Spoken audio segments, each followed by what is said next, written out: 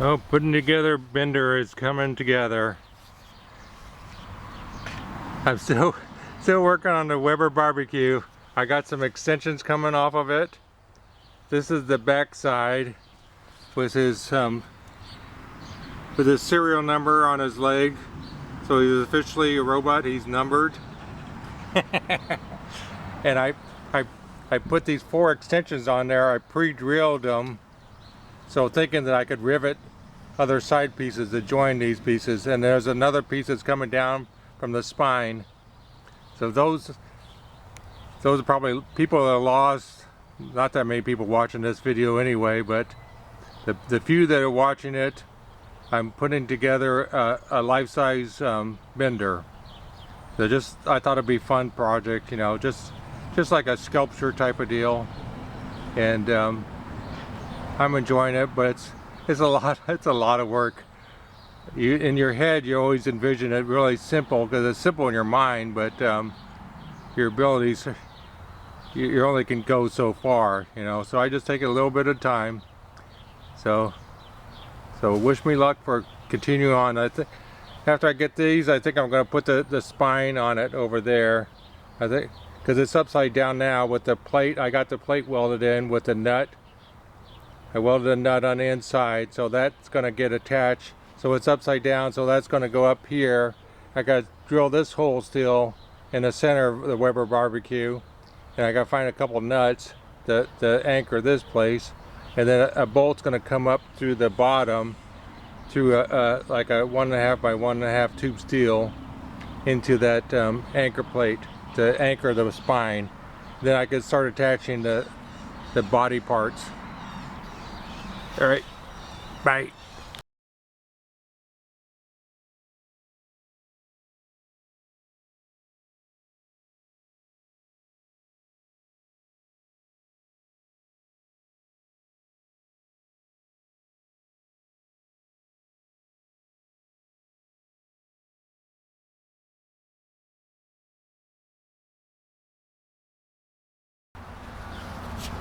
Well, it's not the final, because I plan on putting some stars on the drawers, but that's my patriotic Mac toolbox.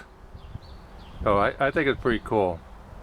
It's not perfect by any means. I got white overspray on that drawer there, and it's not perfect. It's got little runs on it right there because I try to touch that one up, and then I hit with some red right there, and then the red started going on that white stripe. I had to repaint that. Then geez, it just kept on multiplying. I said I give up, and plus I ran out of red paint. So I think it's pretty good.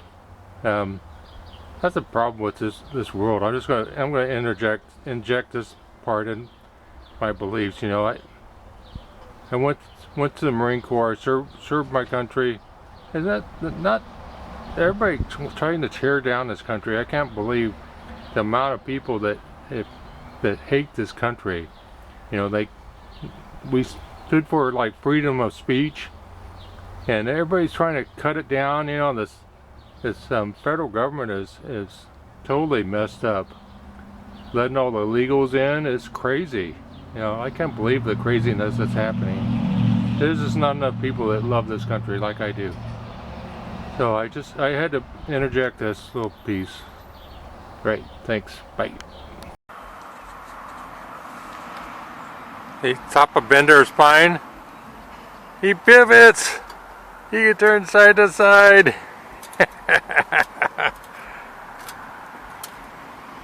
How cool is that?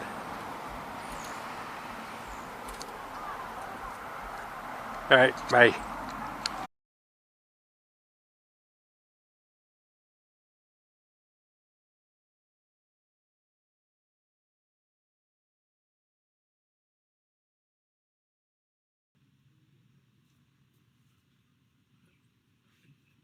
Left front or rear door?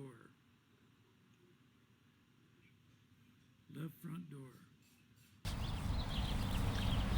This is a grill that my son brought over for me to to replace, because all the fires that he's been having over the winter and burnt all the rebar off. And so he said, "Dad, can you fix this for me?" I says, "Yeah, sure."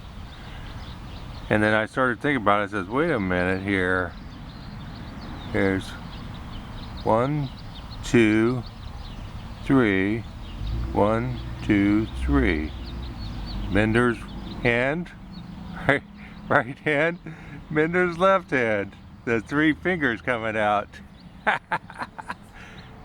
No metal goes unwasted, because I have to cut those off and put in some new bar.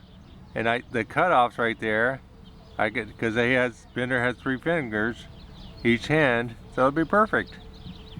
I had to share that with you. All right, bye. Well, Bender's body is finally going on. This is the main body, and this is where the Weber barbecue is, right here on the bottom. So I envisioned this thing going really tight, but it obviously has a taper from the top to the bottom, and because of the shape of Bender. I measured the circumference of this on the top is 48 inches, and I measured where at the bottom where the Weber is, and the circumference is 38 inches, the difference of 10 inches. So I was envisioning cutting, 2.5 inches, a wedge cut, like a wedge, off the bottom. That's what I cut off of this one right here. And I did conservative. I went 2 inches because, who knows if your measurements are exact. And, look what I'm dealing with, So it better be conservative, so as I can always cut the rivets off and redo them. So that's the plan anyway. I've got one done. Same thing, one done, and at least 3 more to go. But the back needs more work. At first, I cut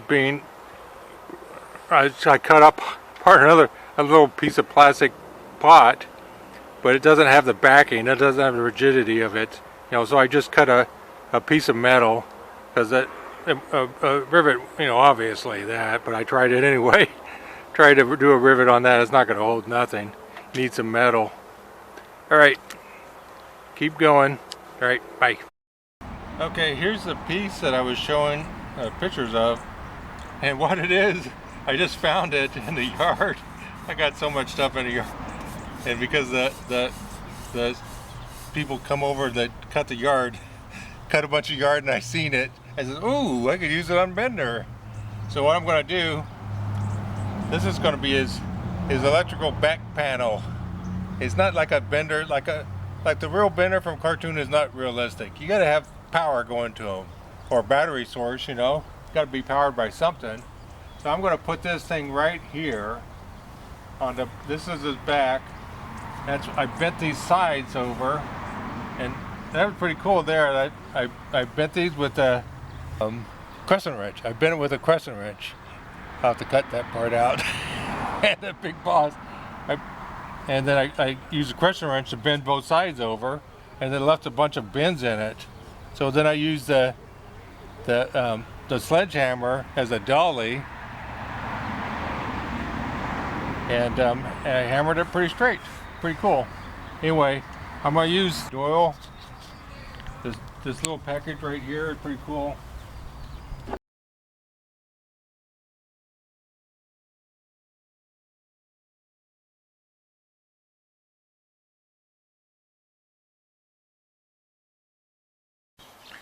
Well, it's the 10th of April.